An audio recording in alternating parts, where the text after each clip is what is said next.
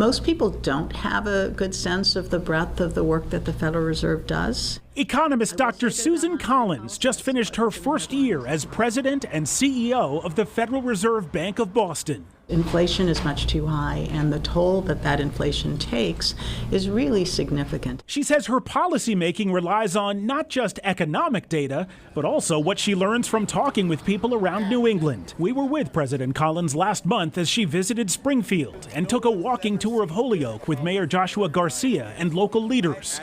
Do you think that a recession is inevitable at this point, or is a soft landing still possible? My baseline is that we can bring inflation down through slowing the economy, but without requiring a significant downturn because of the amount of resilience we're seeing in the economy.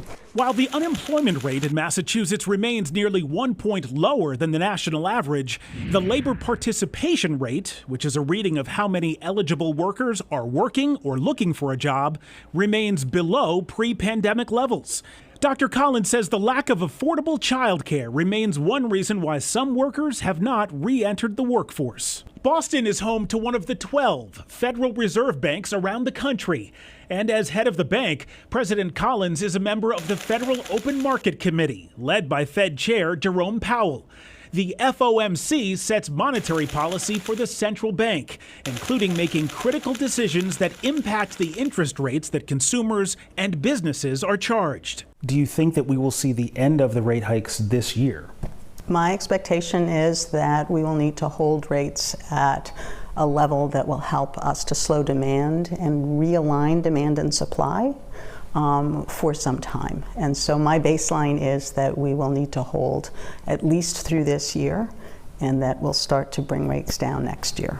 We also asked about one challenge hitting Massachusetts particularly hard: the lack of affordable long-term housing. How does the Fed balance those seemingly competing interests of encouraging investment in housing and at the same time trying to slow down the economy? It is true that raising interest rates has implications for the trajectory of housing construction, for housing sales, and all of that. Of course, we recognize that.